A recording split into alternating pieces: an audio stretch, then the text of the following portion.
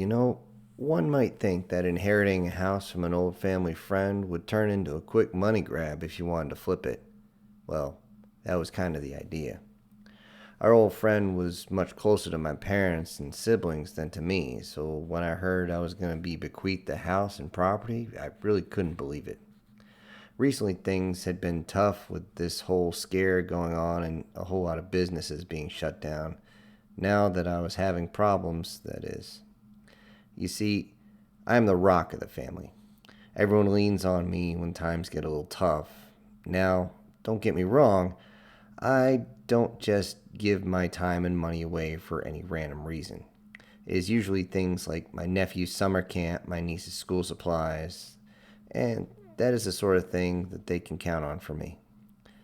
When the lawyer read it off, the will didn't say specifically, but I have a suspicion this is why they left me the old house. The lot itself had two houses, along with a barn and a few fields. The place was perfect as a small hobby farm, or if anybody wanted to do like more subsistence living or something along those lines. Being recently medically retired from the service, I figured maybe I should give a good once over before deciding what to do. It was important to consider all factors before making a decision, after all. When I arrived at the house, I was able to get just fine and with the keys they left behind. Entering this place was like going back in time, though. Many things were covered in sheets and immediately began to open the windows. My brother was with me and said you could see the dust burst out with each of the rooms as we were ventilating them. He was on the outside checking for obvious damage. Out of the two of us, he was far more versed in structural issues, which is why I brought him along. Once all the windows were open, we started pulling off the sheets from everything inside. It was amazing how well maintained everything was. It was all 1950s and 60s style items, but it was like they were just covered yesterday. Dishes were stacked in the kitchen, and the dining room still had a table and chairs. Though these looked far older than the other furniture in the house, the living room furniture almost looked new, and even the radio worked. It did take a minute to get the music going, though someone had gone around the house and plugged all the outlets, so that was interesting, pulling all the safety plugs out. It was clear that whomever did this was fully prepared to return one day. I had no idea why they didn't. We went to the second floor and found that all the bedrooms were set up similar to the ground floor. All the beds were made and clothes were still in the closet. There were even rooms for children that were clearly set up for one for boys and one for girls. There were still toys around the rooms as though someone had just picked up their kids while they were playing and left the house. This started setting off my internal alarm. Something about this place was off, but I was having the hardest time placing it. I checked out the master bedroom as well and found that it was in the same condition as the children's room. Clothes in the closet, bed was made, dresser was full of items, and even a rack still had firearms on it. This really caught my attention because if there was a real emergency, then why wouldn't they have tried to defend themselves with weapons left? I asked my brothers about it, and they told me to stop trying to freak them out with the questions. I was checking the weapons out and found that not only were they very real, but they were high-end items. I'm not going to list them all off, but I will say that you can't find these sort of things easily. I didn't know if they were target shooters, but a few of them seemed for self-defense. Didn't have much time to admire them, though, as I could hear my little brother yelling from the downstairs. I went downstairs and saw him and my best friend trying to open the basement door. They found the correct key eventually, but the damn thing wouldn't open. I got a good look at the lock, didn't seem rusted or damaged at all. I asked for the key and checked to see if it was damaged at all. No, it was good, so I tried to open it myself. Oddly enough, the door unlocked without any issue. I tried to joke, but the hair on the back of my neck was sticking up as I clicked on the lights and headed downstairs. This lasted for about 2 steps before I started asking for a broom or something similar. Just like any basement, it was slightly damp and the perfect place for generations of spiders to make their home. It didn't take long to carve through them, but I know we would have to, at the very least, set off a couple of those bug bomb fogger thingies. When I got to the bottom of the stairs, I could see that it was a very large basement. It was broken into small rooms, but seemed to be a full basement. I grinned knowing that this was going to add value to the house lot. We looked around, and in the main areas, there wasn't much of anything except for a couple old items. Preserves of certain types, old washer, dryer, wood stove, water heater. Though there was where the normalcy ended. I could hear my friend struggling with one of the doors, so I went to see what the problem was. The door was old, and I mean really old. The style was that of pre-World War I, along with a handle and lock. I tried to find the right key on the keychain, but nothing looked that old. I reached out to check the lock, and it turned easily, which is strange because no one else could do that. When the click of the mechanism was heard and the door released its tight grip on the door frame, we all just stopped for a moment and looked at each other. We were all thinking the same thing, that there was something very off about this house. I opened the door, and a telltale smell hit me right away. My friend and I knew what that was, since he was a medic and deployed with me. We both knew what it was and could handle it. My brothers turned back and made a mess on the bathroom floor, and I immediately drew my pistol and flashlight to see into the darkness. My friend didn't carry any firearms, but he did draw his knife. We walked into with the same precision that we had been trained. I took a step inside and cleared the corner in front of me. When I turned, I was suddenly blinded by a light. It took only a moment to realize that it was my light shining back at me. I could see my friend's light moving around and as he searched for a light switch. He was unsuccessful. We did find a few small lanterns, which still had fluid in them, and so at least we could see. The room itself was small, only about 12 by 15 feet, or maybe 4 by 5 meters, if you're going by that.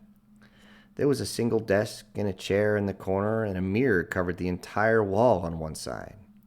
We could see that this room was dug out and built by hand. Whoever did this was even worse with carpentry than I was.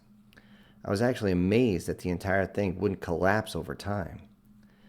The smell of decomposition was due to the floor having a bunch of old damaged parts on the ground. There were fragments of old flesh and bone all over the floor.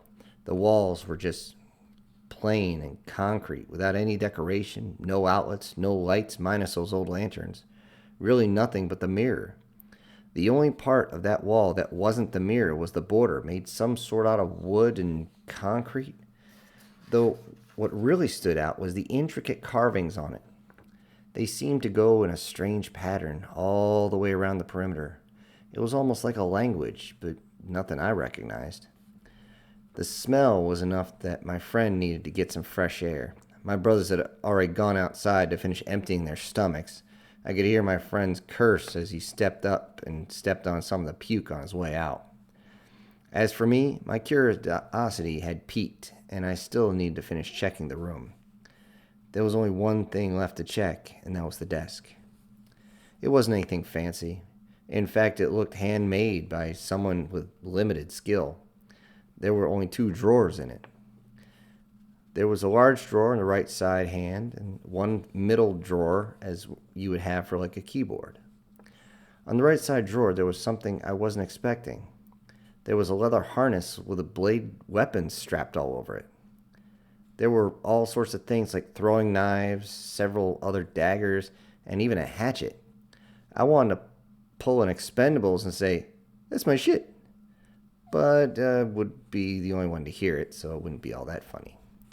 I pulled out one of the daggers to get a closer look, and this thing was ancient. It was clearly handmade and still very sharp. The balance was good enough that it was heavy for the blade size, and there was more of that strange etching on the handle and the blade itself. Even the hatchet had a little bit of etching, but I didn't get too close of a look yet. I opened up the other drawer and found some old jewelry. It looked expensive, with what looked like silver and gold and with 7 colored stones in them. I was looking close when I realized how easy it was to see in that room without lights. This is when I noticed that the mirror had reflected so much light from my flashlight that it was having twice as much effect. Maybe that is why they put the mirror there. I didn't know, nor did I give a shit at this point. Went outside with the jewelry in hand, and I was watching my friend trying to wipe the soles of his shoes off. It wasn't until I was breathing the fresh air that I got a whiff of what was on my shoes, and I realized how truly unpleasant that smell was. I tried wiping it off using the lawn, and then I realized I had a set of old boots in the car. At least I could swap them out. I put the jewelry in the car and didn't think about them for the rest of the day. Since most of the house was in good condition, I just focused on cleaning up the basement while the others inventoried the rest of the house. I was using a shovel to scrape the basement floor when my big brother was clearing out the spider webs and the other brother built up the dirt. We tried to joke around as I filled up a bucket of old decomposition. With the amount of hairs that were mixed in, we were pretty sure that were some small rodents or other types of animals, though most of it must have turned into mush since I found only tiny bone fragments. I was almost done with the first bucket when I heard my friend scream, "Oh, sweet Jesus!" And then the sound we both, he and my little brother, running out the door. We ran upstairs to find them out in the lawn trying desperately to get fresh air in their lungs. Apparently, the refrigerator had not been emptied before they abandoned the house. You could smell it from the outside, and it was worse than the basement. Even I had trouble with that one, but we were there to clean an inventory, so that's what we did. After a day of cleaning on the way back to my apartment, I stopped to pick up something quick to eat, and then I realized that the books that were wrapped up in that leather harness were still in my car. I brought them in with me with dinner and opened up to the first page of each one just to see if they were dated. Thankfully they were, and this made finding out which one was the first one so I could read them in order very easy. As I sat down and chewed that fatty chemical swill they call a burger, I removed the jewelry from my pocket and began to examine it. There were those strange markings all around it I just couldn't decipher. I used every type of translation software I could find, but no joy. I even tried taking pictures of it on my phone, but I couldn't get the damn thing to focus enough for the computer to even begin to make sense of it. Finally, I said to hell with it, and pulled out my old Nikon KR5 35mm and finally got a decent picture. I used to do black and white photography as a side job, before everyone was too afraid to even shake hands. I did take a while to set up the equipment, but it took a little longer to get a clear picture I needed. The real fun happened when I scanned it into the computer and search led me into the deep web. I may be a computer idiot, but I'm not completely unaware of what can happen when you go down this road. As soon as I recognized where I was, I attempted to log off, but the inquiry about the symbols had people tracking my computer and not allowing me to leave. Since I'm not a total idiot, I pulled the cords of the power from the internet. Just to be safe, I pulled the battery out of my laptop, my tablet, as well as my phone. If you're wondering why I would go to dark like that, it's simply due to the fact that I do not mess around with people like this unless you have been taught how to deal with them. They can destroy your life or disappear, suicide you in a heartbeat. I'm just not stupid enough to get involved with them, and that's all. I didn't sleep all that well that night. The dogs must have felt my apprehension, as they would be pacing every time I woke up. Around 04, I decided I wasn't going to get any more sleep, so I got up to check things. Thankfully, everything was right where I left it. Yes, that includes the jewelry. Looking at it, I was glad that I had only taken a close-up with a single symbol. Though I had other pictures developed, they soon found their way into the fire. I wasn't sure what kind of swamp I might have stepped in, but I'm not taking any chances. Since I was up early, I got my friend and my brother's breakfast on the way to finish up with the house. Coming in early, I set the coffee and breakfast sandwiches on the table. Still holding on to the piece of jewelry, I stayed there until a little while before going back to my car and getting my gear. It wasn't much, just a light kit that includes magazine, first aid kit, and pistol, and a light vest. Walking downstairs, my heart began to beat hard. Something was off, and I didn't know what it was. so I better be ready. I reached the door to the mirror and slowly opened it. Turning on my flashlight, I went inside and looked around again. It was the same room, with the same mirror, and the same lack of everything else. I kept looking around for any reason for me to worry, but I didn't find any. I left once I heard my brothers walk in and calling for me. Reaching the top of the stairs, they gave me an odd look as I came up with my web gear on. A few odd comments, and me being dismissive later, they were sitting in the dining room table, eating out the overpriced coffee and sandwiches. I explained what happened. My brothers joked, but my friend, who had deployed with me, could see the seriousness on my face. Once we were done with breakfast, he and I went back down to the basement. We looked around the room again, but couldn't find anything. I showed him the jewelry piece, which, in all honesty, was about the same as the original pocket watch. Maybe I should say about triple the size of one of those things today. I couldn't see too well, so we figured we would light up the lanterns to get a better view. Why we didn't think of this before, I still don't know. We each lit a lantern, and when we pulled out the jewelry, we received a shock. As soon as the light from the lanterns hit the jewels, they began to glow, as did the symbols on the side. It wasn't blinding by any stretch, but it truly noticeable. We stood there, yelling profanities at what we were witnessing, when we noticed the symbols around the mirror began to glow as well. Each one of the glowing in a different way. Some started left to right, others went right to left, others from center all the way out. Some turned on like a light bulb, and even slowly started to glow until they were all bright. The yelling attracted my brothers as they came into the room, and they were immediately shocked at what they were seeing. I looked at the jewelry, expecting it to burn my hand, but it felt no different. That's when it hit me like a brick to the forehead. 7 different colored jewels were the same as the visual spectrum. I said as much as the mirror itself began to no longer reflect. The reflections of us faded, and in their place was an image of a dark cave-like structure. It was clearly carved out of the ground by hand, but had some obvious reinforcements put in place. There was something, but what we could see was in the far corner of the hallway. It made us all shiver in fear and hate. There was a woman chained with her arms over her head. She wasn't hanging off the ground, but it was clear that she had been kept there for a while. Around the area, there were others chained to the walls that were either empty or a single person that was long dead.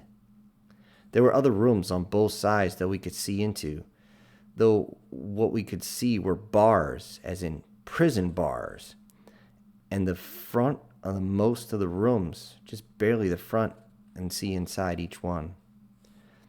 We stood in awe at what we were seeing for a few moments, until I walked up to the mirror and tried to put my hand against it.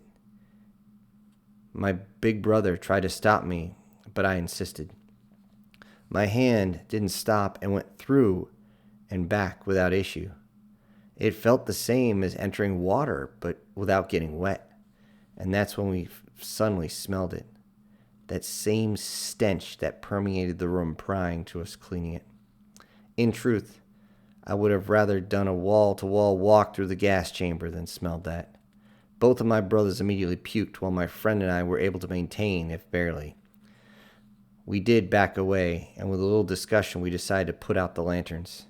Thankfully, this had the desired effect, and the mirror went back to normal at the same speed that it changed. We were not going to get any cleaning done this day.